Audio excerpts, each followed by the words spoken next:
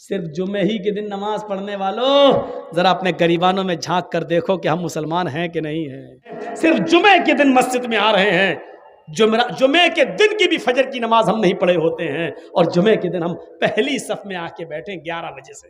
مولانا جرجیس صاحب خطبہ دیں گے، 11 بجے سے مسجد بھر گئی۔ جو پورے ہفتے مسجد میں نہیں آیا، مولانا جرجیس کا خطبہ سننے کے لیے آج پہلی صف میں بیٹھا، سعودی عرب کا رومال ڈال کے، جنت الفردوس بھی لگایا، خوشبو آ رہی ہے، پہلی صف میں بیٹھا ہوا ہے بیچارہ، سعودی عرب کا رومال بھی ڈالا ہوا ہے، اور جمعے کے دن نماز پڑھ کے نکلا، داڑھی پہ ہاتھ پھیرتے، ایسا لگ رہا ہے جیسے اللہ تعالیٰ پہ بہت بڑا احسان کر کے آیا ہے۔ سماج کے لوگ میٹنگ کریں، بتائیں ان بے نمازیوں کے لیے آپ کے ہاں کتنے ایکشن لیے گئے۔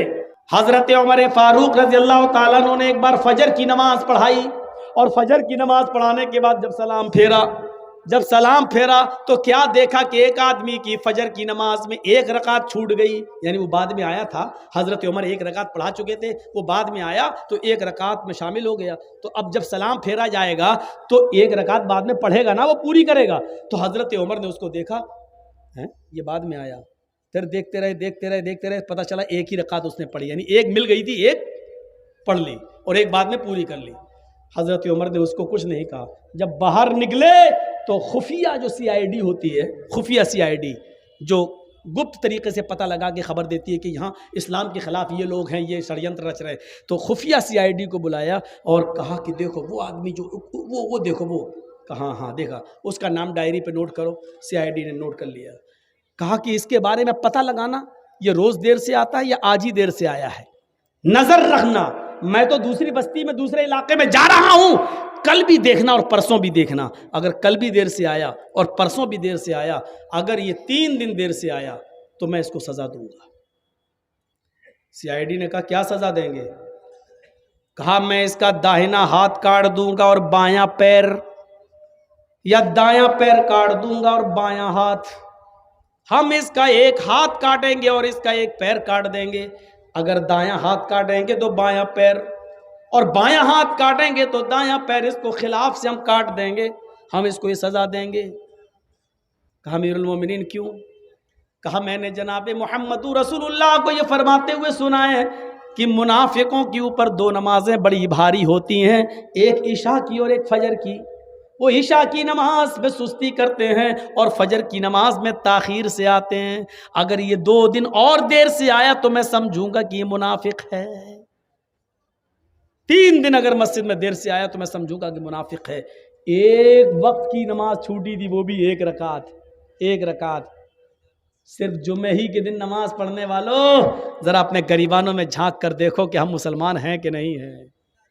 اس کی فجر کی نماز نہیں چھوٹی تھی، ایک رکعت چھوٹی تھی، نماز تو مل گئی تھی، ایک رکعت تو ملی تھی، ایک رکعت بعد میں پوری کر لی۔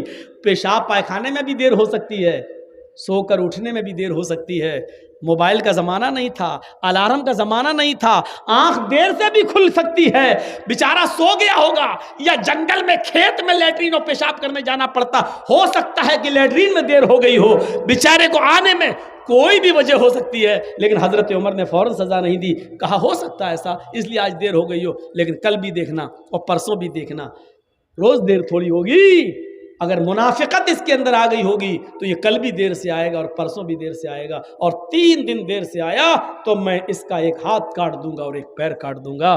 ذرا اس واقعے کی روشنی میں ہم اپنے گریبانوں میں جھانکیں اور دیکھیں، سوچیں اور دیکھیں کہ ہم کتنے پکے مسلمان ہیں۔ صرف جمعے کے دن مسجد میں آ رہے ہیں، جمعے کے دن کی بھی فجر کی نماز ہم نہیں پڑھے ہوتے ہیں، اور جمعے کے دن ہم پہلی صف میں آ کے بیٹھے 11 بجے سے۔ مولانا جرجیس صاحب خطبہ دیں گے، 11 بجے سے مسجد بھر گئی۔ جو پورے ہفتے مسجد میں نہیں آیا، مولانا جرجیس کا خطبہ سننے کے لیے آج پہلی صف میں بیٹھا، سعودی عرب کا رومال ڈال کے، جنت الفردوس بھی لگایا، خوشبو آ رہی ہے، پہلی صف میں بیٹھا ہوا ہے بیچارہ، سعودی عرب کا رومال بھی ڈالا ہوا ہے، اور جمعے کے دن نماز پڑھ کے نکلا، داڑھی پہ ہاتھ پھیرتے، ایسا لگ رہا ہے جیسے اللہ تعالیٰ پہ بہت بڑا احسان کر کے آیا ہے۔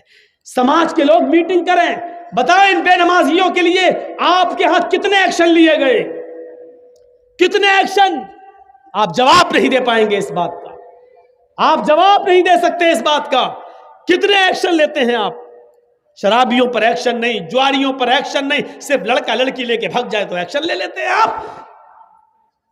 آپ کی ذمہ داری بنتی ہے، آپ کی ذمہ داری بنتی ہے میرے بھائیوں، ہمیں ان چیزوں کو دیکھنا ہے، ہمیں ان چیزوں پر نظریں ڈالنا ہے، اپنے سماج میں ان عورتوں کو بھی دیکھنا ہے، بے پردگی عام ہوتی چلی جا رہی ہے، ان کے پہناوے پر بھی نظر ڈالو۔ اللہ کے نبی نے فرمایا نساء کاسیات عاریات ممیلات و مائلات، ایک ایسا زمانہ آ جائے گا کہ تم عورتوں کو دیکھو گے کہ بظاہر تو وہ کپڑے پہنے ہوئے ہوں گی، لیکن حقیقت میں وہ کپڑے نہیں ہوں گے، وہ اندر سے برہنہ ہوں گی، اندر سے ننگی ہوں گی۔ دیکھ لیجیے آپ، ہاف آستین کے کپڑے پہن رہی ہیں آپ، جو غیر شادی شدہ ہے، جن کی شادی نہیں ہوئی، وہ شلوار سوٹ پہنتی ہیں، آستینیں کھلی ہوئی ہیں، دوپٹہ بھی اب سر پہ نہیں رہا۔ اللہ کے رسول جب معراج پہ گئے تو آپ نے دیکھا کہ کچھ عورتوں کو سر کے بال پکڑ کر ایک درخت سے لٹکا دیا گیا جہنم کے اندر، اور ان کو الٹا الٹا ان کو گھمایا جا رہا ہے، اور ان کے ہاتھ پیچھے سے باندھ دیے گئے ہیں، اور ان کے دونوں سینوں میں، عورتوں کے دونوں سینوں میں کھنجر ڈھونک دیے گئے ہیں، یہاں سے اور یہاں نکال لیا گیا ہے، یہاں سے کھنجر ڈالا، یہاں نکالا گیا ہے۔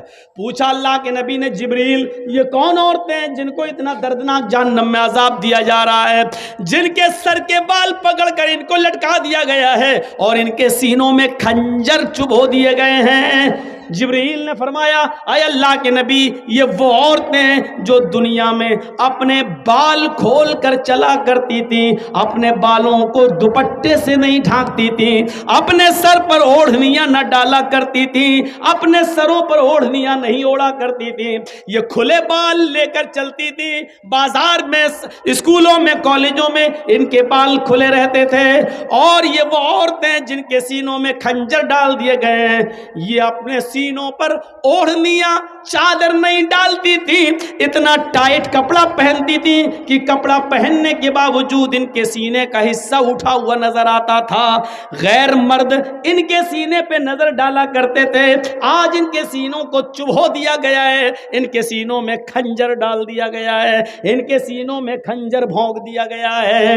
ہماری ماں بہنیں یہ عذاب پہ کہیں مبتلا نہ ہوں، ان کے سر کے بال پکڑ کر ان کو لٹکایا نہ جائے، ان کے سینوں میں کہیں کھنجر نہ چبھ ہو جائیں۔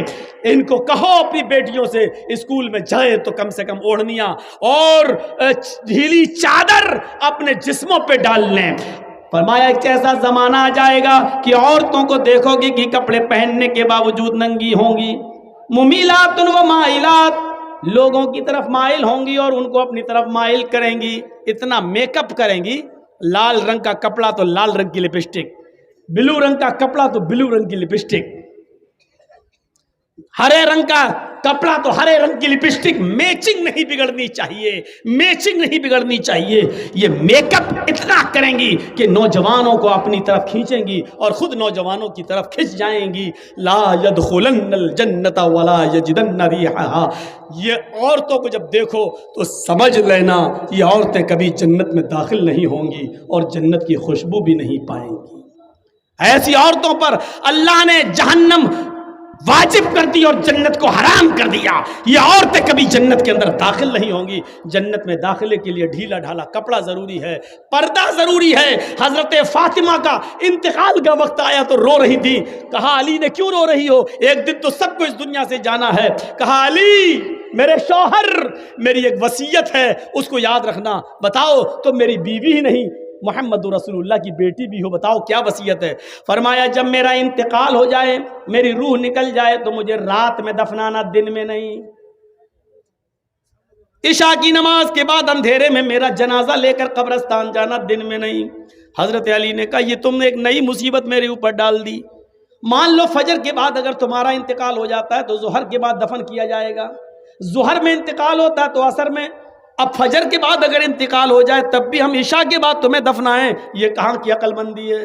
فرمایا اے علی، اے میرے شوہر، میرے اوپر یہ احسان کرنا جو میں آپ سے کہہ رہی ہوں، میرے جنازے کو رات کی تاریکی میں لے جانا، میرے جنازے کو رات کے اندھیرے میں اٹھانا۔ پوچھا ایسا کیوں کہہ رہی ہو؟ کہتی ہے کہ میں ایسا اس لیے کہہ رہی ہوں کیونکہ میں یہ نہیں چاہتی کہ میرے مردہ جسم پر پڑے ہوئے کفن پر بھی کسی غیر مرد کی نظر پڑے، میرے مردہ جسم پر پڑے ہوئے کفن پر بھی کسی غیر مرد کی نظر پڑے. میں چاہتی ہوں کہ میرا جنازہ جب اٹھے تو میرے کفن کو بھی کوئی نہ دیکھے. میری شکل صورت تو بہت دور کی بات ہے. حضرت فاطمہ کی یہ نصیحت تھپڑ مار رہی ہے آج ہماری بیٹیوں اور ہماری بیویوں کے منہ پر, ہماری عورتوں کے منہ پر.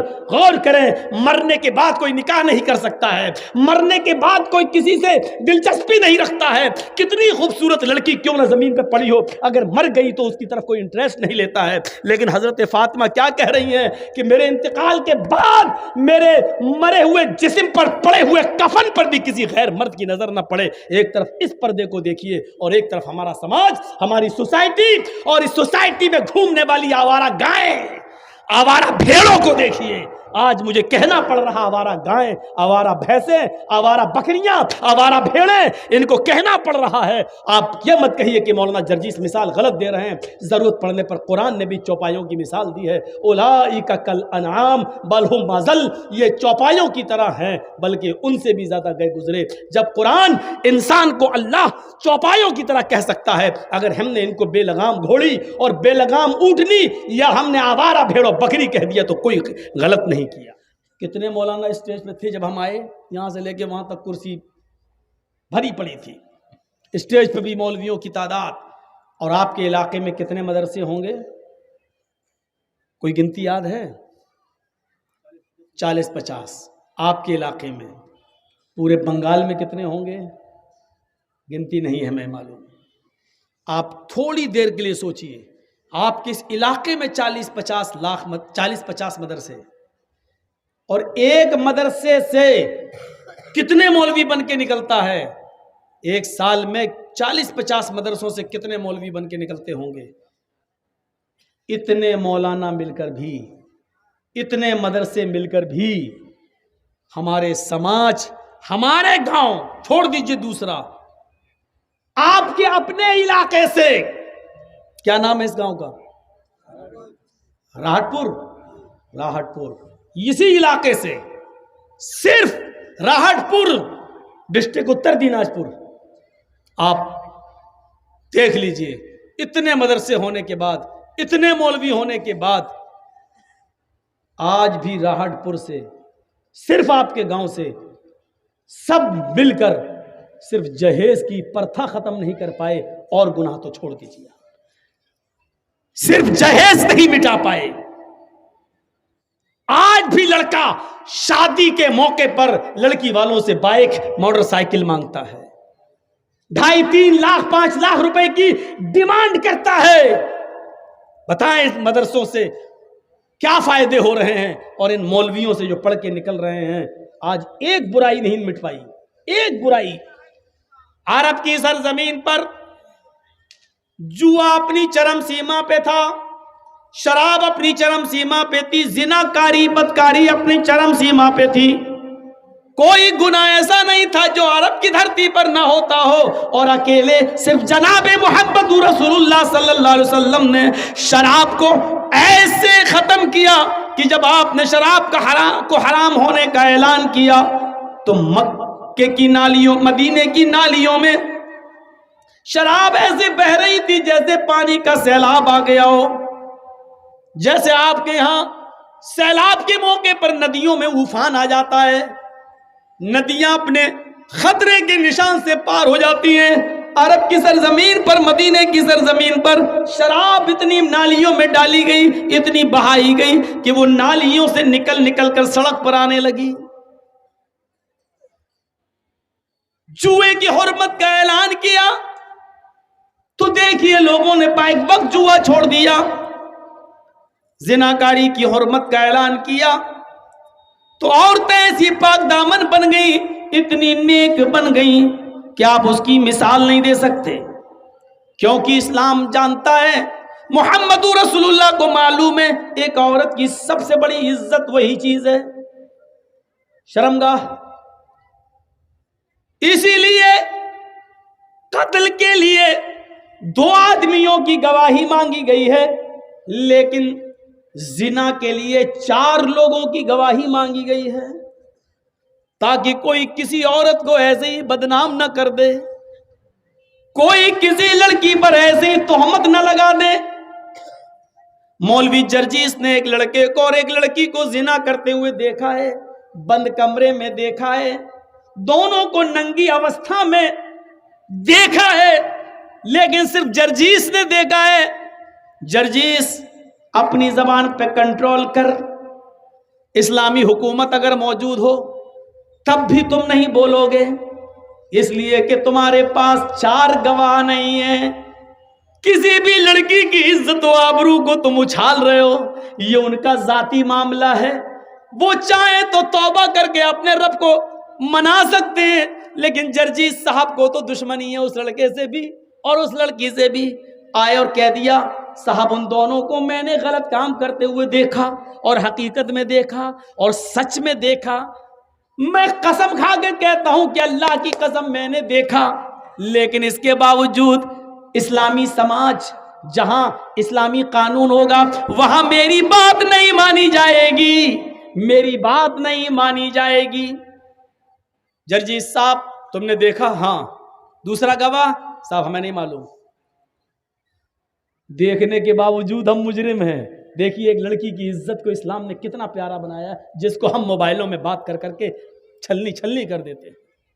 گفتگو ہوئی؟ ہاں آ جاؤ، اس جلسے میں بھی آئی ہوں گی، فون پہ بات کر کے 3-4 بجے سیٹنگ ہو گئی ہوگی، ہاں فلاں جگہ ملیں گے۔ آج تو تمہارے پاپا بھیج ہی دیں گے، جلسے کے نام پہ کون روکے گا؟ تم ہنس رہے ہو، یہ رونے کا مقام ہے، رونے کا۔ ہماری بہنوں بیٹیوں کے لیے کہاں پر میٹنگیں ہو چکی ہیں کہ ان کو کالجز اور یونیورسٹی میں پڑھاؤ اور جگہ دو اور غیر مسلموں سے ان کے نکاح کرواؤ اور 2-4 بچے پیدا کر کے بچے اپنے پاس رکھ کے ان کو چھوڑ دو۔ ہماری بیٹیوں کے خلاف میٹنگیں ہو چکی ہیں، آپ ہنس موبائل میں لگے ہو، ایکسکیوز می، ہائے ڈارلنگ، اسی میں آج ہم پڑے ہوئے ہیں۔ یاد رکھو جس راستے پہ تم چل رہے ہو، اللہ کی قسم یہ راستہ تمہارے گھر تک جاتا ہے، تمہاری دہلیز تک جاتا ہے۔ قرآن نے زنا کو کیا کہا ہے؟ لا تقربوا الزنا۔ قرآن نے کیا کہا ہے؟ لا تقربوا الزنا انہ کان فاحشۃ وساء سبیلا۔ یہ بہت گندا راستہ ہے۔ اللہ نے زنا کو گندا راستہ کیوں کہا؟ زنا کو یہ نہیں کہا گندا کام، اللہ نے کیا کہا؟ گندا کام تو ہے ہی لیکن بہت گندا راستہ بھی ہے۔ یہ گندا راستہ کیوں کہا؟ پورے 1 سال تک میں یہی ڈھونڈتا رہا کہ جب زنا گندا کام تھا تو گندا کام کہہ دیا تھا اللہ نے، کافی تھا، لیکن گندا راستہ کیوں کہا ہے؟ زنا راستہ کیسے ہو سکتا ہے؟ گندا راستہ 1 سال تک پڑھا، 1 سال تک کتابوں کی ہم نے پنے پلٹے، 1 سال تک ہم نے چیک کیا، 1 سال تک مولویوں سے رابطے قائم کیے، 1 سال تک بڑے بڑے علماء سے ہم نے کانٹیکٹ کیا، تب 1 سال کے بعد ہم اس نتیجے پہ پہنچے کہ اللہ نے اس کو گندا راستہ اس لیے کہا کیونکہ جس راستے پہ تم چل رہے ہو اس کی منزل تمہارے گھر تک جاتی ہے۔ یعنی تم دوسروں کی بہن بیٹی کے ساتھ جو زنا کرنے کا ارادہ کرتے ہو، حقیقت یہ ہوتی ہے کہ جس راستے پہ چل کے تم دوسروں کی بہن بیٹیوں کی عزت لوٹتے ہو، یہ راستہ تمہارے گھر تک جاتا ہے، یعنی تمہاری بہنوں بیٹیوں کی عزت بھی لوٹی جاتی ہے۔ اس لیے اللہ تعالیٰ نے اس کو گندا راستہ کہا ہے۔ گندا راستہ ہم سمجھ رہے ہیں کہ دوسرے کی بہن ہے اس کے ساتھ ہم غلط کام کر رہے ہیں، حقیقت یہ ہے کہ یہ راستہ ہماری بہن تک جا رہا ہے۔ ہم سمجھ رہے ہیں کہ دوسرے کی بیٹی ہے جس کے ساتھ ہم غلط کام کر رہے ہیں، حقیقت یہ ہے کہ ہم اپنی بیٹی کے لیے دروازہ کھول رہے ہیں اور یہ راستہ ہماری بیٹی تک آتا ہے۔ کتنے دن ہو گئے ہم نے نہیں بتایا، اور شاید آپ کو معلوم ہو کہ ہمارے علاقے کا واقعہ ہے کہ ایک امیر آدمی نے ایک رکشہ چلانے والے کو، جس کی صرف ایک بہن تھی، بس ایک بہن، کوئی نہیں تھا اس کا، کسی بات پر ناراض ہو کر FIR کر کے اس لڑکے کو جیل پہنچا دیا۔ اب بہن اکیلی ہو گئی، محلے کے لوگوں نے ساتھ دیا، اس کا کھانا پانی ہر طریقے سے اس کو کوئی تکلیف نہیں ہونے دی۔ 4 سال کے بعد جب لڑکا جیل سے چھوٹا تو بہن اپنے بھائی سے چپک گئی، رونے لگی۔ بھائی نے تسلی دی، بہن اب کیوں روتی ہو، میں تو آ گیا ہوں۔ بہن نے کہا بھائی گاؤں کے لوگوں نے بہت ساتھ دیا، اگر آج یہ گاؤں والے ساتھ نہ دیتے تو آج آپ کی بہن آپ کو چہرہ دکھانے کے لائق نہیں ہوتی، آپ کو جیل سے چھڑانے کے لیے میں اپنے جسم کو بیچنے کے لیے تیار ہو چکی تھی، در در کی ٹھوکریں کھانے کے لیے تیار تھی، آپ کو جیل سے چھڑانے کے لیے میں اس دلدل میں قدم رکھنے کے لیے تیار تھی، لیکن محلے والوں نے مجھے اپنی بیٹی اور اپنی بہن کی طرح سمجھا اور مجھے اپنے گھر میں پناہ دی۔ بھائی نے اپنی بہن کے منہ پر ہاتھ رکھا۔ ارے چاچا جی چپ کرا دو ان کو، میرے کان میں آواز جا رہی۔ وقت ہے ان کا من ربو کا اور ماں دینوں کا تیاری کریں کہ تمہارا رب کون ہے، فرشتے سوال کریں گے، اسٹیج پہ بول رہے ہیں چاچا۔ سنیے میرے بھائیوں، تعجب کرو گے، لڑکے نے اپنی بہن کے منہ پہ ہاتھ رکھ لیا۔ چپ، جو منہ میں آتا بکتی چلی آ رہی ہے۔ کہ بھائی جو حقیقت ہے، چپ، کون ہے جو میری بہن پر غلط نظر ڈال سکے؟ آج تک اس زمین کی دھرتی پر، آسمان کے نیچے کسی ماں نے وہ بیٹا پیدا نہیں کیا جو میری بہن پر غلط نظر ڈال سکے۔ بہن نے کہا بھائی اتنا وشواس ہے میرے اوپر؟ کہا نہیں تیرے اوپر نہیں، اپنے اوپر۔ کہا ہے کیسے؟ کہا میری بہن تو جانتی ہے کہ تیرا بھائی کیا کرتا ہے؟ کہا رکشہ چلاتا ہے۔ تیری بہن، تیرا بھائی صبح اٹھتا ہے شام تک رکشہ چلاتا ہے، تجھے پالتا ہے پوستا ہے اور تیرے جہیز کے سامان کی تیاری کرتا ہے، تیرا گھر بسانے کی تیاری کرتا ہے۔ تیرے بھائی کے رکشے پر صبح سے لے کے شام تک پتہ نہیں کتنی عورتیں بیٹھتی ہیں اور کتنی اسکول کی اور کالج کی لڑکیاں تیرے بھائی کے رکشے پر بیٹھتی ہیں۔ میری بہن، تیرے بھائی کے رکشے پر جتنی بھی لڑکیاں آج تک بیٹھی ہیں، میں نے ان لڑکیوں کو اپنی بہن کی نظر سے دیکھا ہے۔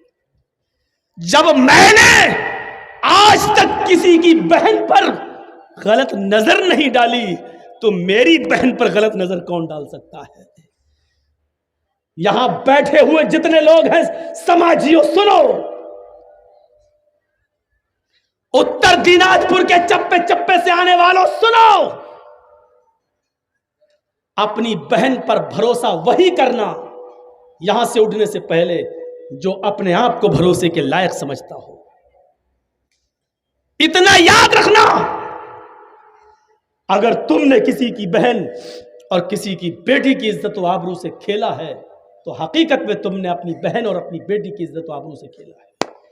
اس نوجوان نے صاف کہا، میں نے آج تک تیرے بھائی کے رکشے پر جتنی لڑکیاں بیٹھی بہن کی نظر سے دیکھا، جب میں نے کسی کی بہن پر غلط نظر نہیں ڈالی تو میری بہن پر کون غلط نظر ڈال سکتا ہے؟ اس جملوں سے ہمیں اور آپ کو سبق لینا چاہیے۔ سبق، اگر آپ نے کسی کی بہن اور بیٹی پر غلط نظر ڈالی تو یاد رکھنا ہم نے راستہ بنا دیا ہے اپنے گھر میں اپنی بہن اور اپنی بیٹی کے دروازے تک پہنچنے کا۔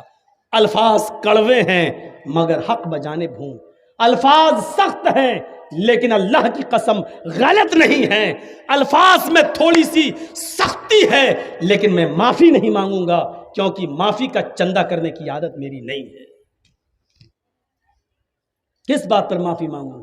کوئی غلط بات میں نے نہیں کہی ہے۔ اگر تم دوسروں کی بہنوں بیٹیوں پر غلط نظر ڈالو گے تو ہماری بہنوں بیٹیوں پر بھی غلط نظر ڈالی جائے گی۔ کما تدین تدان، عربی زبان کا مقولہ ہے، جیسا کرو گے ویسا بھرو گے۔ یہ حالات ہے، یہ صورتحال پیدا ہوئی۔ ایک جہیز کی لعنت ہم ختم نہیں کر پا رہے ہیں، اکیلے محمد رسول اللہ نے کتنی برائیوں کو ختم کیا ہے۔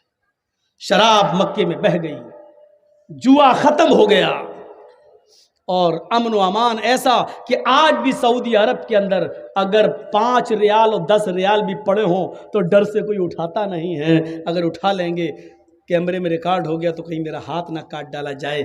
آج بھی امن و امان اور شانتی کا ایسا گہوارہ بن گیا ہے ہمارا عرب ملک۔ آپ غور کر رہے ہیں؟ مدرسے چلائیے، اللہ آپ کے ان مدرسوں کو دن دونی اور رات چوگنی ترقی عطا فرمائے، ان سے علماء اور حفاظ کا ایک ذخیرہ نکالے، اور بار الہ ان علماء اور حفاظ کو چپے چپے میں بھیج کر ان سے دین کی خدمت لے لے۔ لیکن سنو، ہمیں سماج کی برائیوں کو خود آگے بڑھ کر دور کرنا ہوگا۔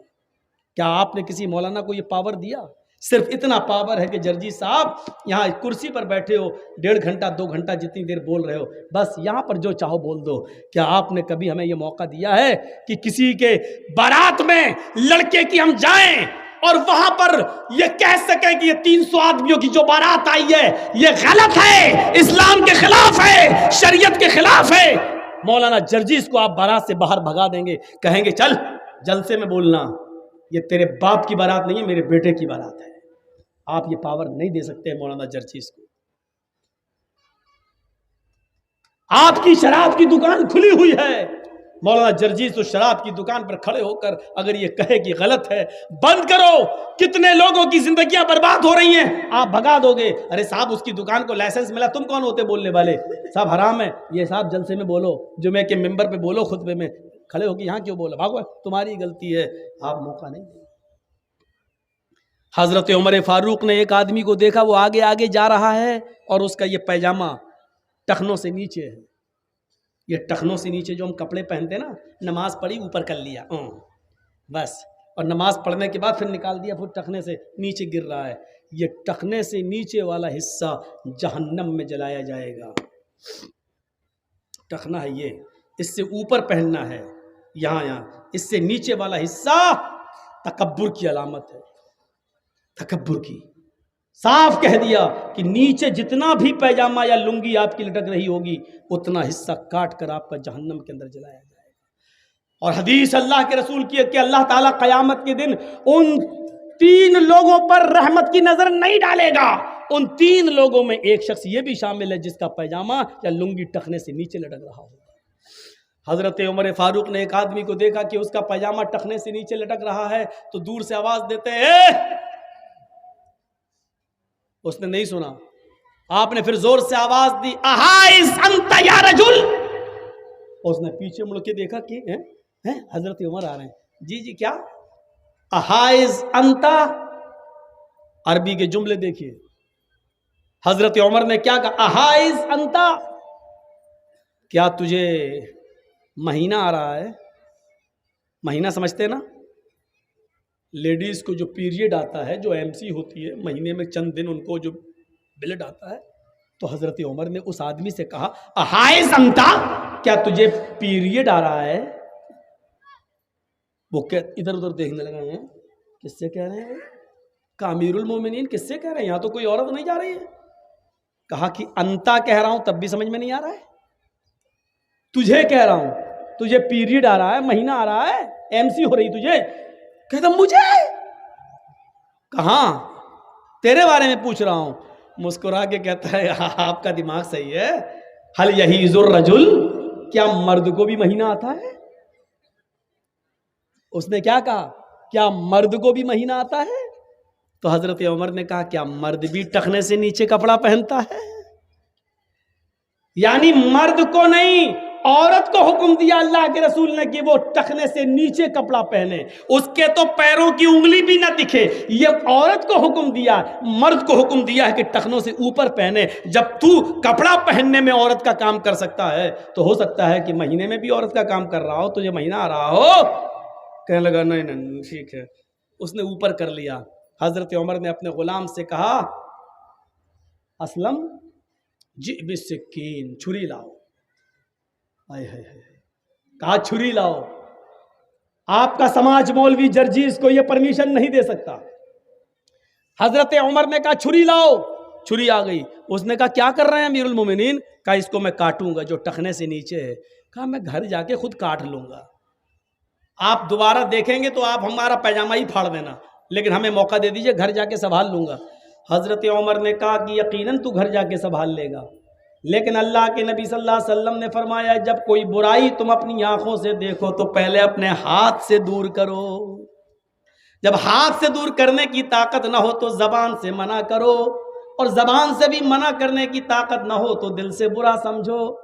میرے پاس ہاتھ سے دور کرنے کی طاقت ہے، اس لیے اس برائی کو میں اپنے ہاتھ سے دور کروں گا، ورنہ قیامت کے دن میں اپنے رب کو کیا منہ دکھاؤں گا۔ ادھر آ، کاٹ دیا پیجامہ، یہاں تک کاٹ دیا، صوفی بنا دیا۔ لے، جس برائی کو اپنی آنکھوں سے دیکھا اپنے ہاتھ سے دور کر دیا، کیا سماج ہمیں اس بات کی اجازت دے گا؟ سماج جلسے کی اجازت دے دے گا، اسٹیج بنا دے گا، مولانا صاحب بول لو، جو من میں آئے بول دو، یہاں کوئی کچھ نہیں کہے گا، لیکن صرف اسی 1.5 گھنٹے اور 2 گھنٹے تک آپ کی ہم سن لیں گے، اس کے بعد نہیں سنیں گے۔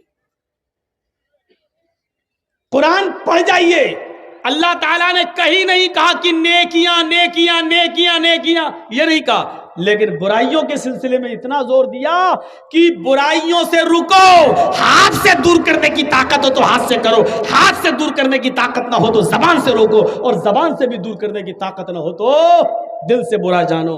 آج شراب کے کتنے اڈوں کو تم روک سکتے، ٹھیک ہے دوسروں کی آپ نہیں کر سکتے ہو، اپنے گھر کی برائی تو روک سکتے ہو، اپنے گھر کی برائی۔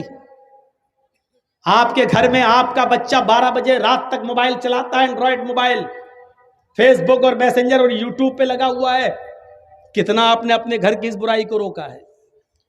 آپ کی بیٹی 18 سال 20 سال کی ہو چکی ہے، اینڈرائڈ موبائل چلا رہی ہے، آپ نے اپنی بیٹی کے اوپر کتنی نگرانی رکھی ہے؟ فیس بک بھی چلا رہی ہے، واٹس ایپ بھی چلا رہی ہے، اپنے اسکول کے دوستوں اور سہیلیوں سے باتیں بھی کر رہی ہے، آپ نے کتنی نگرانی کی ہے اپنی بیٹی پر؟ چھوڑ دو بارات 400-500 آدمیوں کی، یہ 300-400 آدمی جتنے بارات میں جاتے ہیں، میں نے کبھی ان کو باراتی کہا ہی نہیں ہے، آج بھی میں کہتا ہوں کہ یہ سب چور ہیں اور ڈاکو ہیں۔ برا لگتا ہے، ہاں اللہ کے نبی نے فرمایا جب لڑکی والے کی ہاں، جب تم کھانا کھانے جاتے ہو لڑکی والے کے گھر، دخل سارقن و خرج سارقن، چور بن کر داخل ہوتے ہو اور ڈاکو بن کر نکلتے ہو۔ کون سی حدیث ہے جو تمہیں لڑکی والے کے گھر کھانے کی اجازت دیتی ہے؟ بتاؤ تو۔ میری بیٹی ہے، جرجیت صاحب کا کام یہ ہے کہ نکاح پڑھوایا جائے داماد کے ساتھ، اور بیٹی کا ہاتھ پکڑ کے داماد کو دعا دے کر رخصت کر دیا جائے۔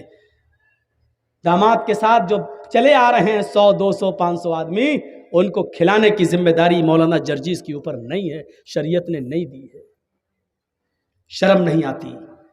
کھاتے ہو تو لڑکی والوں کے گھر کھاتے ہو، کھانا چاہیے تو لڑکے والوں کے گھر کھانا چاہیے۔ ولیمہ کرو، کون منع کرتا ہے؟ ولیمے میں 100 آدمی کی دعوت کر رہا، بارات میں 500 آدمی لے جا رہا ہے۔ ولیمہ کر نہ 500 نہیں 1000 کو بلا، ایک دن ولیمہ کر، دوسرے دن بھی کر، 20 دن ولیمہ کر، شریعت تجھے اجازت دیتی ہے، تجھے خوشیاں کر، لیکن لڑکی والے پر بوجھ مت بن۔ لڑکی والے نے 18 سال 20 سال پال پوس کر اپنی لڑکی بڑی کر کے تجھے دے دی، بہت بڑا کام کر دیا، یہ بہت بڑی قربانی دے دی، لیکن اس لڑکی کو لینے کے لیے بھی 500 آدمی جائیں، 400 جائیں، یہ چور جائیں۔ ڈاکو میں اس لیے کہہ رہا ہوں، وہاں جا گئے، ہاں بیٹھ گئے، معلوم ہے کہ اب بڑا نہیں کھلائے گا۔ کیوں؟ کیونکہ لڑکے کے باپ نے پہلے ہی کہہ دیا 400 لے کے آ رہا ہوں، جہیز میں 2-4 آئٹم کم دے دینا چلے گا، لیکن مہمانوں کی عزت اچھی کر لینا۔ ہمارے ساتھ جو 300 آدمی باراتی آ رہے ہیں نا، ان کی خاطری اچھی طریقے سے کر لینا۔ یہ بھیک مانگنے کی انٹرنیشنل اسٹائل ہے۔ مطلب جانتے ہو کیا ہوا؟ جرجیت صاحب کا بیٹے کی شادی، جرجیت صاحب کیا کہہ رہے ہیں؟ سنو، موٹر آئٹم 1-2 کم کر لینا جہیز میں چلے گا، لیکن 250-300 آدمی جو لے کے آ رہا ہے نا، ان کی خاطری ذرا اچھی کر دینا۔ یہ اچھی کر دینے کا مطلب سمجھ رہے ہیں آپ؟ مطلب بڑے کا آئٹم نہیں، سب مٹن رہنا چاہیے، چکن بھی پولٹری والا نہیں، دیسی رہنا چاہیے۔ یہ بھیک مانگنے کی ایک نئی اسٹائل ہے، انٹرنیشنل اسٹائل۔ اور جو یہ کہتا ہے کتنا بڑا امیر بنا ہو، چاہے کتنا ساہوکار، مولوی جرجیز کہتا ہے تو انٹرنیشنل بھکاری ہے، جا، برا لگتا ہے تو لگتا رہے، تیرا امیر پن اور تیرا ساہوکاری پن میرے جوتے کے بوٹ کے نیچے نہیں سمجھتا تجھے کچھ، کیا کرے گا تو میرا کر لے۔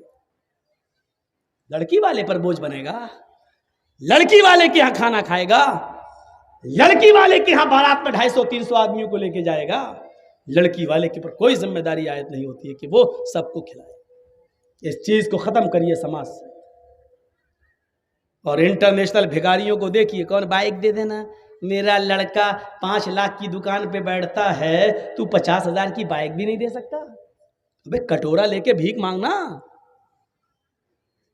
दरवाजे पर जर्जीस के जब कोई लंगड़ा आदमी आता है तो 10 रुपए देने में फख्र होता है कि चलो पैरों से माजूर है, कमाने के लायक नहीं है। एक अंधा आता है 100 रुपए देने में अच्छा लगता है, आंखों से अंधा, कमाने के लायक नहीं है। इन बेचारों को भिखारी समझकर दे देता हूं, ये बेचारे कमाने के लायक नहीं है। दोनों हाथों से मजबूत, हट्टा खट्टा, मोटा ताजा तंदुरुस्त अमीर बाप की बिगड़ी हुई औलाद और अपने लड़के के नाम पर मोटरसाइकिल मांग रहा है। ईमानदारी के साथ बताओ, अंधा लंगड़ा लूला जो अल्लाह के नाम पे 10-20 रुपए मांगे वो बड़ा भिखारी है, या जो अपने बेटे के नाम पे बाइक मांगे वो बड़ा भिखारी है? मौलवी जर्जीस की नजर में इंटरनेशनल भिखारी वो है जो अपने बेटे के नाम पर बाइक मांग रहा है। तू इंटरनेशनल भिखारी है बेईमान कमीने, तू उस भिखारी से बड़ा है जो लंगड़ा और लूला और अंधा और अपाहिज है। तू उस भिखारी से बड़ा है, तू इंटरनेशनल भिखारी है। शर्म आनी चाहिए, शर्म। तो ये चीजें हमें अपने समाज से दूर करने की जरूरत है। हजरत उमर फारूक के जमाने में तो एक एक चीज पर नजर रखी जाती थी, एक एक चीज पर। हजरत उमर रात की तारीकी में गश्त कर रहे हैं। अब देखिए, अच्छा यहां देखता हूं मैं, बस मैंने देख लिया है। अब सुनिए, मेरी नजर में आ गया, मेरी आंखों ने फोटो खींच लिया उसका। हजरत उमर रात की तारीकी में गश्त कर रहे हैं। एक दरवाजे से के पास से गुजरते हैं, अंदर एक औरत के कराहने की आवाज आती है। आगे बढ़ते हैं तो सुनते हैं कि एक औरत शेर पढ़ रही है और शेर पढ़ते हुए कह रही है, अगर मुझे उमर के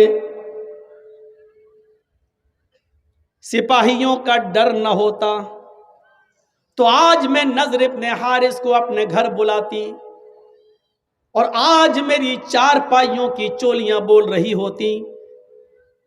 मुझे उमर का डर न होता तो आज नज़र इब्न हारिस से मैं अपने जिस्म की तस्कीन कर लेती, नज़र इब्न हारिस को बुला लेती और मैं उसके साथ अपना मुकाला कर लेती, अपनी 4 पाई की कुचुर मरवा लेती, उसकी आवाजें निकल जाती।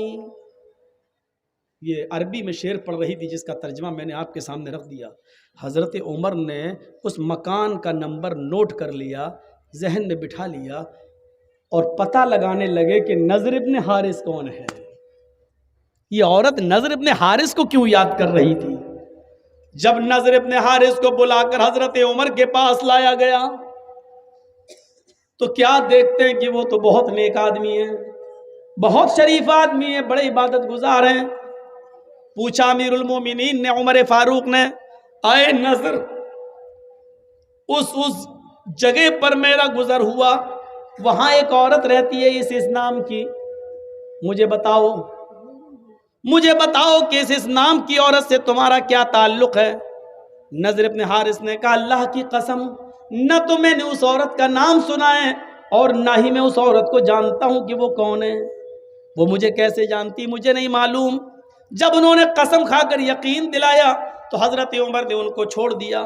लेकिन हजरत उमर को बड़ा ताज्जुब हुआ कि नज़र इब्न हारिस ने के अंदर इस औरत ने क्या देख लिया है जो उनको याद कर रही थी। एक तरफा आग लगी हुई थी मोहब्बत की और कह रही थी कि अगर मुझे उमर का डर ना होता तो नज़र इब्न हारिस को मैं अपनी 4 पाई पर बुलाती और आज मैं उसके साथ जिना करती, मैं उसके साथ मुकाला करती। अब हजरत उमर ने उस औरत को बुलवाया। जब वो औरत आई तो उससे पूछा, अरे औरत, नज़र इब्न हारिस कौन है? पहले तो वो आनाकानी करने लगी, कौन नजर, नहीं मैं नहीं जानती। हजरत उमर ने अपने खादिम से कहा, कोड़ा निकालो, ये ऐसे जवाब नहीं देगी। जब हजरत उमर फारूक ने कोड़े को लहराया तो कहने लगी, बता रही हूं। कोड़ा देखते ही कहने लगी, बता रही हूं। फिर उसने बताया कि नज़र इब्न हारिस मुझे नहीं जानता, लेकिन मैं नज़र इब्न हारिस को अच्छी तरह जानती हूं और मेरा दिल उसके ऊपर आमादा है। मेरा शौहर कई सालों से गया हुआ है, अभी तक लौट कर नहीं आया है। तो कहा, ये बताओ, नज़र इब्न हारिस तो तुम्हें जानते ही नहीं है, फिर क्या बात है? तुम्हें नज़र के अंदर क्या चीज़ अच्छी लगी? कौन सी चीज़ है नज़र की जिसने तुम्हारे दिल में नज़र के लिए जगह बना ली?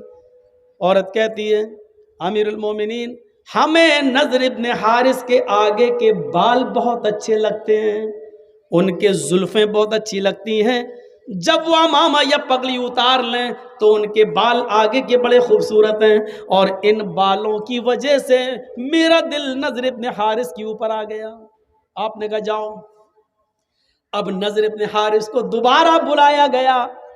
نضر ابن حارث جب دوبارہ آئے، امیر المومنین نے کہا آئے نضر، پگڑی اتارو۔ نضر ابن حارث نے جب عمامہ اتارا، پگڑی اتاری، تو کیا دیکھتے ہیں کہ ادھر کے آگے کے بال واقعی ان کے بڑے ہوئے ہیں۔ یہاں آپ پیچھے کے بال بڑھا سکتے ہیں تھوڑے بہت، یہاں تک یہاں تک یہاں تک، لیکن آگے کے بال آپ یہ زلفیں جو ہوتی نا، کبھی دیکھا کبھی کبھی کچھ لوگ تیرے نام سلمان خان ہجڑے جیسی وہ ایکٹنگ ایسے، یہ آگے کے بال صحیح نہیں ہیں۔ قرآن نے آگے کے بالوں کے بارے میں کیا کہا؟ لَنَسْفَعًا بِالنَّاسِيَةِ، قیامت کے دن ہم ابو جہل کو پیشانی پکڑ کر گھسیٹیں گے اور گھسیٹ کر جہنم میں ڈال دیں گے۔ پیشانی، ماتھا تھوڑی پکڑا جاتا ہے، کوئی پکڑ کے دکھائے پکڑ جائے گا؟ نہیں۔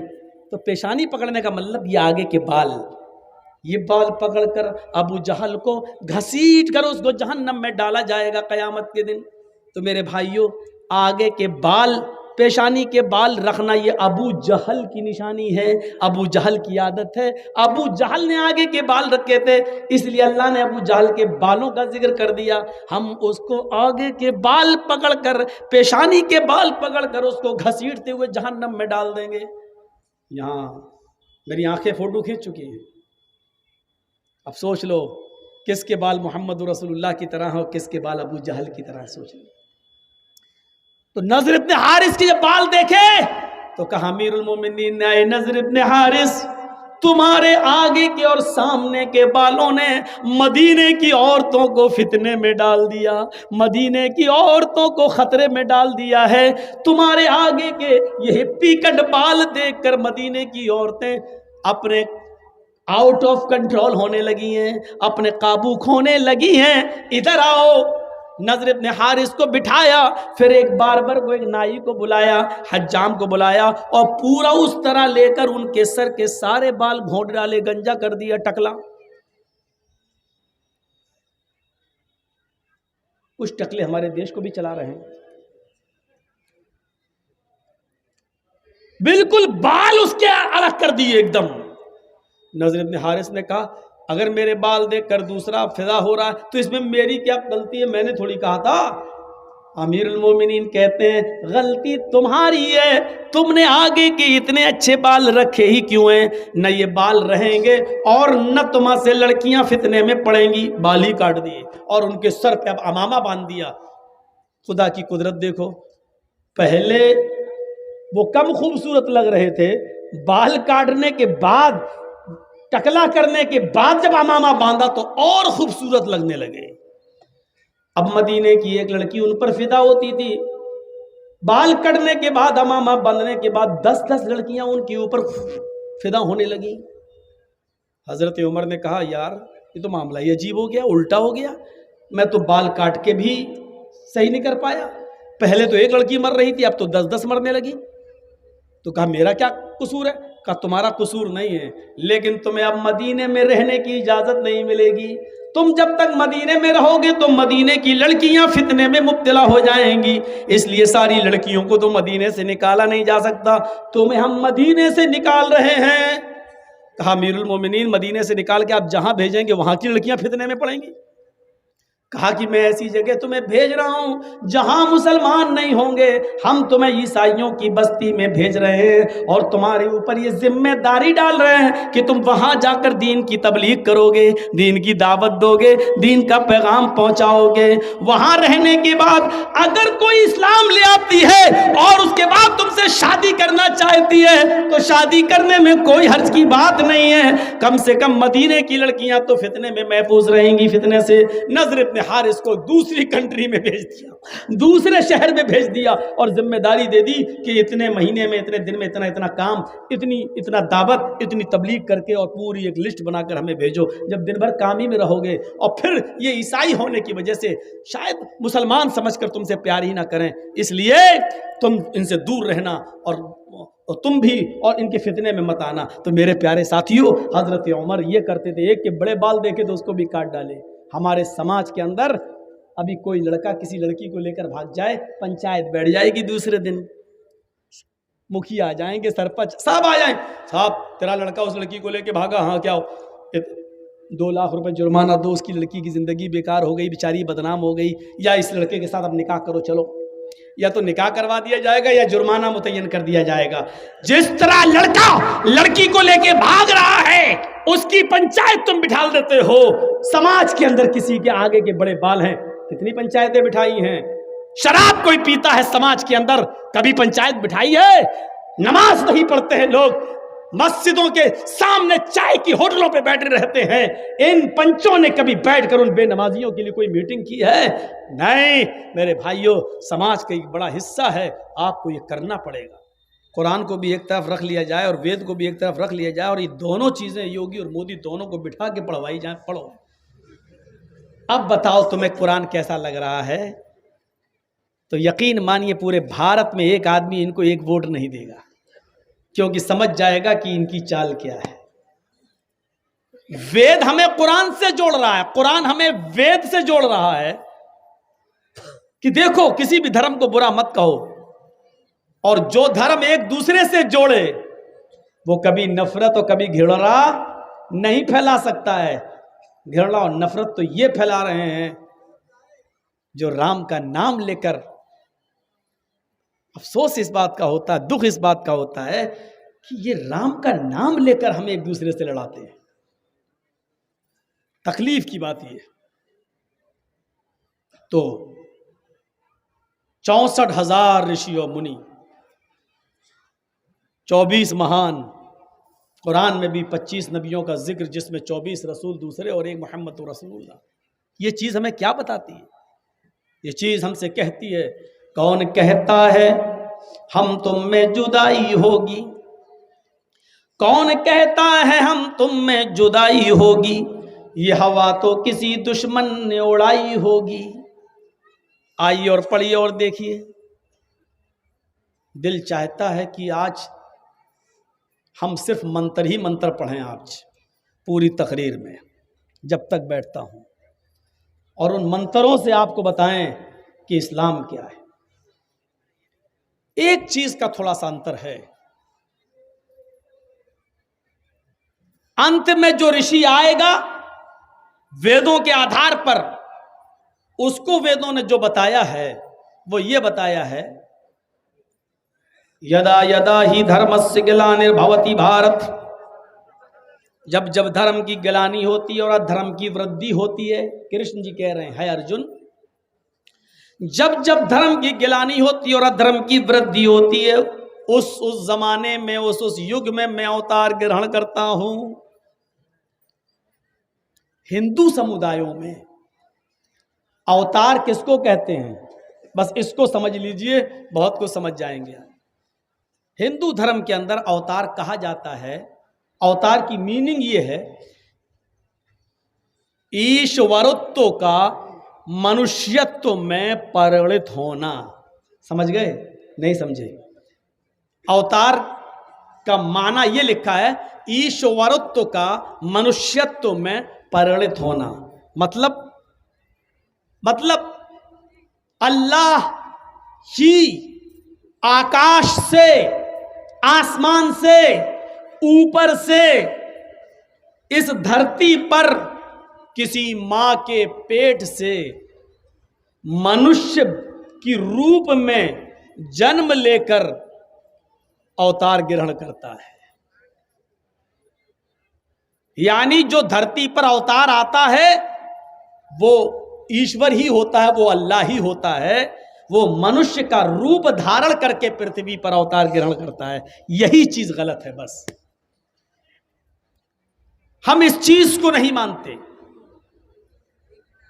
اللہ کو مانو ذاتی کو سنبھالنے کے لیے، دنیا کو سدھارنے کے لیے، بگڑے ہوئے انسانیت کو راستے پہ لانے کے لیے اللہ کو انسان کی شکل میں آنے کی ضرورت نہیں ہے، بلکہ وہ انسانوں میں سے کسی منشیہ کو رشی بنا دیتا ہے اور پراشورام کو اس کے پاس بھیجتا ہے، جبرائیل کو اس کے پاس بھیجتا ہے کہ جاؤ، میرا آدیش، میرا پیغام لے کر ان کے پاس جاؤ۔ اس لیے ہندو بھائی کرشن جی کو اور رام چندر جی کو بھگوان کا درجہ دے دیتے ہیں اور یہ کہتے ہیں کہ پہلے ایشوری تھے، انہوں نے منشیہ کا روپ دھارن کر کے پرتھوی پر اوتار گرہن کیا ہے۔ ہم یہ کہتے ہیں کہ رام چندر جی بھی ایک پرش تھے، کرشن جی بھی ایک پرش تھے، ہم مہان پرش تھے، سب سے بڑے انسان تھے، چلو یہ تو ہم مان سکتے ہیں، لیکن اللہ ایشور ہی منشیہ کا روپ دھارن کر کے پرتھوی پر اوتار لیا، یہ صحیح نہیں ہے۔ ہندو بھائیوں کی دیکھا دیکھی مسلمان بھی کہنے لگے کہ محمد رسول اللہ منشیہ نہیں ہے، انسان نہیں ہے، یہ بھی اللہ تعالیٰ نے ان کو اپنے نور سے پیدا کیا ہے، اللہ تعالیٰ نے اپنے نور سے پیدا کیا ہے۔ بلکہ ہمارے بہت سے تو صوفیہ لوگ اپنے اشعار، اپنی قوالیوں میں یہاں تک کہہ ڈالے، جو مستوی عرش تھا خدا ہو کر، جو مستوی عرش تھا خدا ہو کر مدینے میں اتر پڑا مصطفیٰ ہو کر، یا مدینے میں آ پڑا مصطفیٰ ہو کر، یعنی جو عرش پہ مستوی تھا خدا بن کر، جو عرش پہ خدا تھا وہ فرش پر محمد بن کر آ گیا، یعنی اللہ ہی نے محمد کی شکل اختیار کر کے عرب کے اندر آ گیا، وہ اللہ ہی تھا۔ غلو کرنے والوں نے اتنا غلو کیا کہ وہی جو مستوی عرش تھا خدا ہو کر مدینہ میں اتر پڑا مصطفیٰ ہو کر۔ ایسے لوگوں سے ہم کہہ دینا چاہتے ہیں کہ آپ کا عقیدہ غلط ہے، کفریہ ہے اور شرکیہ ہے۔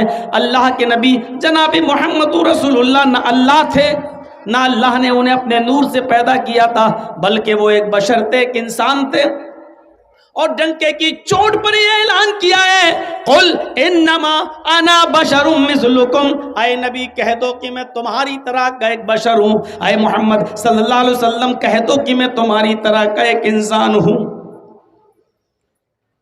لاسٹ میں آخر میں بھیجا، اس یگ کی دشا کا چترن کر دیا، نشاندہی کر دی کہ وہ کب آئیں گے، کس زمانے میں آئیں گے، کہاں آئیں گے، کس تاریخ کو پیدا ہوں گے، اس یگ کی دشا کا چترن کر دیا ہے ویدوں نے، پرانوں نے۔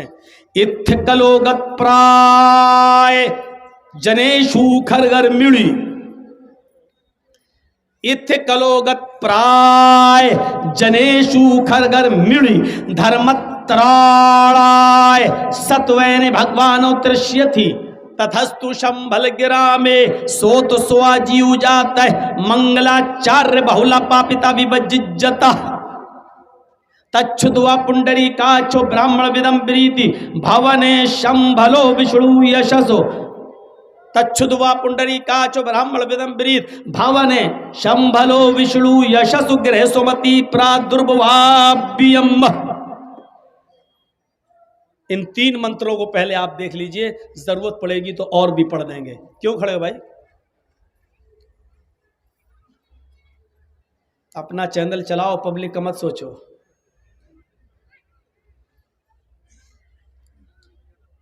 اتھ کلوگت پرائے جنیشو کھرگر مڑی، یہ بھاگوت پران کہہ رہا ہے۔ کلی یگ کے اندر جب گھور اندھیرا ہوگا اور ساری جنتا جب گدھوں اور جانوروں کی طرح ہو جائے گی، کلی یگ۔ ہندو دھرم میں کتنے یگ ہیں معلوم ہے آپ کو؟ 4۔ پہلا یگ ست یگ، دوسرا یگ تریتا یگ، تیسرا یگ دوپر یگ، اور چوتھا یگ کل یگ۔ ست یگ، تریتا یگ، دوپر یگ، کل یگ، یہ کل یگ چل رہا ہے۔ ست یگ میں ایک بھی گناہگار آدمی نہیں تھا، سب نیک انسان تھے، یہ ہے ست یگ۔ تریتا یگ میں اچھے زیادہ تھے، برے کم۔ یاد رکھنا میں یہ چاروں پوچھوں گا بھی کسی کو کھڑا کر کے، اور جو نہیں بتا پائے گا بھگا دوں گا، کیونکہ سننے آیا ہے کہ نوٹنکی کرنے آیا ہے۔ آج امتحان لوں گا میں۔ پہلے بتا دیتا ہوں، 4 یگ، ست یگ، تریتا یگ، دوپر یگ، کل یگ، 4 یگ۔ ست یگ میں سب سچے، کوئی برا نہیں تھا، ایک بھی برا نہیں تھا، یہ ہے ست یگ۔ تریتا یگ میں اچھے زیادہ برے کم، یعنی تھوڑی سی برائیاں ہونے لگی تھیں لیکن اچھے زیادہ تھے برے کم، تریتا یگ۔ دوپر یگ برے زیادہ اچھے کم، بالکل اس کے الٹا۔ سمجھ رہے ہیں کہ نہیں؟ نہیں سمجھو تو پھر سمجھاؤں گا لیکن پوچھوں گا۔ ست یگ میں سب اچھے، ایک بھی برا نہیں۔ تریتا یگ میں اچھے زیادہ، ٹوٹا کہ نہیں ٹوٹا؟ ٹوٹ جاتا تو قسم سے ہم 2 کلو لڈو بانٹتے آج، مٹھائی۔ یہی نوٹنکی لوگ، اب تو ہم ہی بھول گئے، دوسروں سے کیا پوچھیں گے ہم۔ ست یگ سب اچھے، ایک بھی برا نہیں۔ تریتا یگ اچھے زیادہ برے کم۔ دوپر برے زیادہ اچھے کم۔ کل یگ ایک بھی اچھا نہیں، سب برے۔ ست یگ میں سب سچے، کل یگ میں سب برے۔ ہندو دھرم کے مطابق یہ کل یگ چل رہا ہے، اس میں اچھائیاں ڈھونڈنے سے نہیں ملیں گی، اور اس کل یگ میں جب اچھائیاں ڈھونڈنے سے بھی نہیں ملیں گی تو یوگی اور مودی کے اندر بھی کوئی اچھائی ڈھونڈنے سے ملے گی؟ کیسے مل سکتی ہے؟ سوچیے۔ اور آخری نبی کب آئے گا؟ کل یگ میں، یہ ہندو دھرم کہتا ہے۔ کب آئے گا؟ اتھے کلوگت پرائے، کل یگ کے شروع ہوتے ہی، پورے طرح کل یگ میں نہیں، کل یگ شروع ہوتے ہی۔ جنیشو کھرگڑ مڑی، جنیشو جنتا، لوگ کھرگڑ مڑی جانوروں کی طرح ہو جائیں گے۔ اللہ کے نبی جس زمانے میں آئے لوگ جانوروں کی طرح ہو چکے تھے۔ پڑھیے سیرت۔ کتنا بھی ظالم ہو، ایک بکری جب بچہ پیدا کرتی ہے تو آپ دیکھیے گا بچہ پیدا کرنے کے بعد اسی جگہ پر کھڑی ہو کر وہ اپنے بچے کی غلاظت اور گندگی کو اپنی زبان سے چاٹتی ہے، اس کو کھڑا کرنے کی کوشش کرتی ہے۔ اور جب بکری کا مالک دودھ دوہنے جاتا ہے تو بکری اپنے بچے کے لیے دودھ اوپر چڑھا لیتی ہے کہ سب یہی نچوڑ لے گا تو ہم اپنے بچے کو کیا پلائیں گے۔ اتنی ہمدردی، اتنا رحم اوپر والے نے بکری کے اندر بھی ڈالا ہے، اس جانور کے اندر بھی ڈالا ہے۔ لیکن عرب کے لوگ اس سے بھی زیادہ بگڑ چکے تھے۔ ان کے یہاں جب کوئی لڑکی پیدا ہوتی تھی تو وہ زندہ دفن کر دیتے تھے۔ اس سے زیادہ جانوریت کہاں ہوگی؟ اس سے زیادہ حیوانیت کہاں ملے گی؟ اور پیدا ہوتے ہی دفن کر دیتے تو چلو ایک سکون تھا، پیدا ہوئی دفن کر دیا۔ نہیں، جب وہ بچی 4 سال کی ہو جاتی تھی تب اس کو نہلا کر، دھلا کر، کپڑے پہنا کر، اچھے لباس میں اور اچھا میک اپ کر کے اس کے بعد اس کا باپ اس کو انگلی پکڑ کے لے جاتا تھا اور پہلے سے جنگل میں گڈھا کھود کر رکھتا تھا اور کہتا تھا بیٹی جھانکو، اس میں تمہاری امی دکھیں گی۔ جب بچی اپنی امی کو دیکھنے کے لیے اس گڈھے میں جھانکتی تھی تو باپ زمین پہ پیچھے سے دھکا دے دیتا تھا اور بچی اس گڈھے میں گر جاتی تھی اور اوپر سے مٹی سے پاٹ دیتا تھا اور رکتا تھا آخری سانس نکلنے تک۔ اور جب بچی آخری سانس لے کر مر جاتی تھی تب آتا تھا اپنے علاقے میں اور فخر کرتا تھا، گرو کرتا تھا اور کہتا تھا کہ آج میں نے اپنی 4 سال کی بچی کو زندہ دفن کر دیا۔ یہ جانوریت تھی، یہ حیوانیت تھی۔ جنیشو کھرگر مڑی، ساری جنتا جب جانوروں کی طرح ہو جائے گی۔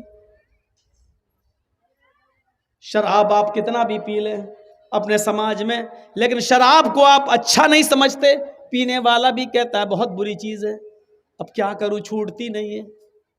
عرب کے لوگوں کا رجحان تو یہ تھا کتنا بھی بڑا بگڑا ہوا باپ ہو، مولوی جرجیس بہت بڑا شرابی، لیکن کبھی یہ نہیں چاہے گا کہ جرجیس کا بیٹا بھی شراب پیے، اس کی بیٹی بھی شراب پیے۔ جرجیس خود بگڑا ہوا ہے، لیکن وہ کبھی یہ نہیں چاہے گا کہ میری اولاد بھی بگڑے۔ ہم تو غلط راستے پہ چل ہی رہے ہیں، لیکن میری اولاد غلط راستے پہ نہ چلے، یہ جرجیس کی سوچ ہے۔ اگرچہ بگڑا ہوا ہے، آپ کتنے بڑے شرابی رہے، لیکن آپ کبھی یہ نہیں چاہیں گے کہ میرا بیٹا بھی بڑا ہو کر شرابی بنے۔ لیکن عرب کا رجحان الگ تھا۔ ان کے گھر میں جب بچہ پیدا ہوتا تھا تو ماں کے دودھ کے بجائے سب سے پہلے بچے کے حلق میں شراب کے قطرے ڈالے جاتے تھے، شراب کی بوندیں ڈالی جاتی تھیں، اور یہ کہا جاتا تھا کہ انہوں نے اپنے خاندان کے نام کو روشن کیا ہے۔ ہمارے خاندان میں شراب کو بہت اچھی چیز سمجھا جاتا ہے، لہذا سب سے اچھی چیز ہم نے اپنے بیٹے کو پلائی۔ جس بچے کے پیدا ہونے کے بعد جس کی رگوں میں ماں کا خون دوڑنے کے بجائے، ماں کا دودھ دوڑنے کے بجائے عرب کی سڑی ہوئی چیزوں سے بنی ہوئی شراب جس کی رگوں میں دوڑے، وہ بچہ آگے چل کر کیا بنے گا؟ یہ ماحول تھا عرب کی دھرتی پر۔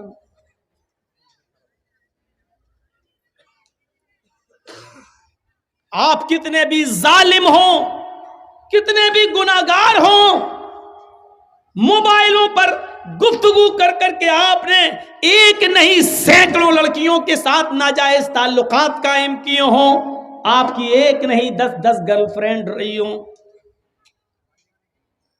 آپ کتنے بھی بڑے زناکار بن جائیں، لیکن آپ زناکار ہونے کے باوجود بھی، آپ گناہگار ہونے کے باوجود بھی اتنا بڑے گناہگار نہیں ہو سکتے کہ آپ نے اپنی ماں کے ساتھ بھی نکاح کر لیا ہو۔ آپ دوسروں کی ماں بہن بیٹی کے ساتھ زنا کر لیں گے، لیکن اپنی ماں کے ساتھ نہ تو نکاح کریں گے نہ زنا کریں گے۔ اور اب جانوریت میں اتنا آگے بڑھ گیا تھا کہ باپ کے مرنے کے بعد نوجوان لڑکا دیکھتا تھا کہ میری ماں خوبصورت ہے اور میرا باپ مر گیا ہے، یہ میری ماں کسی دوسری جگہ شادی نہ کر لے، تو وہ اپنی ماں کا ہاتھ پکڑتا تھا اور باہر نکال لاتا تھا اور اپنی چادر ماں کے اوپر ڈال دیتا تھا۔ اس بات کی طرف اشارہ تھا، آئے عرب کے لوگوں، یہ میری ماں نہیں ہے، آج کے بعد یہ میری بیوی بن گئی ہے، میری ماں کو کوئی نکاح کا پیغام نہ دے، میں نے اپنی ماں کو اپنی بیوی بنا لیا۔ ہم کتنے بھی بڑے گناہگار ہوں، ماں کو بیوی نہیں بنا سکتے ہیں۔ میرے بھائیوں، عرب اس میں بھی آگے بڑھ گئے تھے اور اپنے باپ کے مرنے کے بعد اپنی ماں کو اپنی بیوی بنا لیا کرتے تھے۔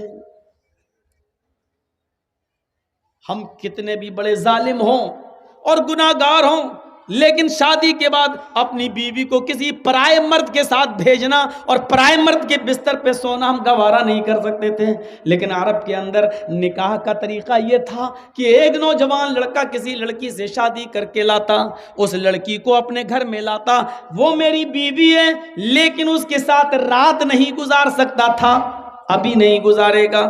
اپنی بیوی کو جو نکاح کر کے لے تو آیا ہے، ودا کر کے لے تو آیا ہے، لیکن ابھی شدھ نہیں ہوئی ہے، وہ لڑکا جو نکاح کر کے لایا ہے اپنی بیوی کو اپنے دوست کے بستر پہ بھیج دیتا تھا، جاؤ تم اس کے بستر کو گرماؤ، اس کے بستر پہ سو جاؤ اور اتنے دن رہو جب تک کہ اس آدمی کی شرمگاہ سے تمہیں حمل نہ ٹھہر جائے، تمہیں بچہ نہ ہو جائے۔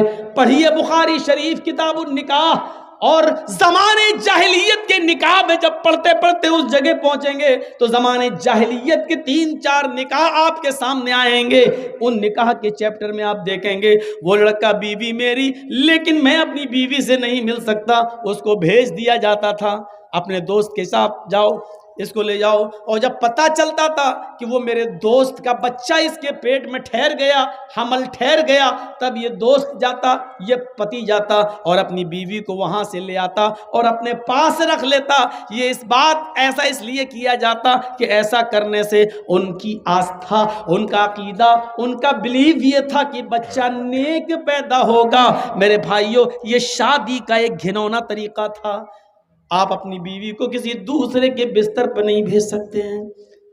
اللہ کے نبی اسی بات پر عورت کو مارنے کی اجازت بھی دیتے ہیں کہ تمہاری بیوی اگر تمہارے بستر پر کسی غیر مرد کو بلائے فَضْرِبُوهُنَّ ضَرْبًا غَيْرَ مُبَرِّحٍ، تو آئے لوگو اس بڑی غلطی پر تم اپنی بیوی کو مار سکتے ہو، اپنی بیوی کو پیٹ سکتے ہو، لیکن ایسی مار مت مارنا کہ جس سے اس کی پیٹھ پر نشان پڑ جائیں، جس سے اس کی پیٹھ پر زخم پڑ جائیں۔ ہلکی مار مارو، سزا کے طور پہ مارو، ایسی مار نہ مارو کہ جس سے اس کی پیٹھ پہ چوٹ کے نشان دکھائی دیں۔ لیکن مارنے کی اجازت یہاں دے دیے، صرف یہی ایک غلطی ایسی ہے کہ جس جرم پر اسلام، قرآن، محمد رسول اللہ عورت کو مارنے کی اجازت دے رہے ہیں، اگر وہ تمہارے بستر پر کسی غیر مرد کو بلاتی ہیں تو تم اپنی بیوی کو ایسی مار مار سکتے ہو جو چوٹ کے نشان نہ بنا دے، جو نشان ظاہر نہ کرتی ہو، ہلکی پھلکی مار مار کے اس کو سمجھاؤ۔ عرب کے اندر نکاح کا ایک طریقہ یہ بھی تھا، جانوریت دیکھیے کیا تھا، ایک خوبصورت لڑکی، اس کے پاس 3 سے زیادہ اور 10 سے کم لوگ جاتے ہیں، 3 بھی جا سکتے ہیں، 4 بھی، 5 بھی، 6 بھی، 7 بھی، 8 بھی، 9 بھی، 10 تک، 10 سے زیادہ نہیں، اور اس کے ساتھ زنا کرتے، اور جب بچہ پیدا ہوتا تو جتنے لوگ اس کے پاس اب تک آئے ہیں ان کو بلاتی، وہ سب کو ادھر آؤ، سب آتے، اور مجال نہیں تھی کہ کوئی نہ آئے، یہ سماج میں اصول تھا، جتنے گئے، عورت بلا رہی تو سب کو آنا پڑے گا، سب آتے، 3 گئے تھے تو 3 آئیں گے، 10 گئے تو 10 آئیں گے، 6 گئے تو 6، جتنے لوگ اس عورت سے ملے وہ سب کو بلاتی اور سب کو لائن سے بٹھال دیتی، سب بیٹھتے، وہ عورت سب کو کھانا کھلاتی، اور کھانا کھلانے کے بعد کہتی تم لوگوں کو تو اپنا معاملہ معلوم ہے، تم میرے پاس آئے، تم میرے پاس آئے، تم میرے پاس آئے، تم نے میرے ساتھ زنا کیا، میرا جسم حاصل کیا، اب یہ بچہ پیدا ہوا ہے، اب عورت اس بچے کو اٹھاتی، غور کرو، یہ تقریریں شاید کسی مولانا نے تمہیں بتائی ہوں، مجھے نہیں معلوم، جبکہ یہ حدیث کی کتاب بخاری میں موجود ہے، کوئی ایسی ویسی حدیث بھی نہیں کہ ملتی نہ ہو۔ وہ عورت اس بچے کو اٹھاتی، اور ان لوگوں میں جو 10 سے کم ہوتے ہیں، 10 تک، اس سے زیادہ نہیں، وہ عورت اس بچے کو اٹھاتی اور ان 10 لوگوں میں سے جس کی گود میں ڈالنا چاہتی اس کی گود میں ڈال دیتی۔ وہ عورت اس بچے کو جس کی گود میں ڈال دے، یہ عورت اسی کی بیوی بن جاتی، اور وہ آدمی اس کا پتی کہلاتا، اور وہ بچہ اسی مرد کا کہلاتا جس کی گود میں ڈال دیا گیا۔ اس طریقے سے اس عورت کو اس مرد کے ساتھ بھیج دیا جاتا، اور اس بچے کو کھلانے پلانے کی ذمہ داری اس مرد کی اوپر عائد ہو جاتی۔ یہ نکاح کا ایک دوسرا گھناؤنا طریقہ تھا۔ ہمارے سماج میں یہ جانوریت ابھی بھی نہیں پائی جا رہی ہے۔ میرے بھائیوں، ایک عورت کے پاس چاہے کتنے مرد چلے جائیں، لیکن عورت یہ اچھی طریقے سے جانتی ہے کہ میرے پیٹ میں پلنے والا بچہ ہے کس کا۔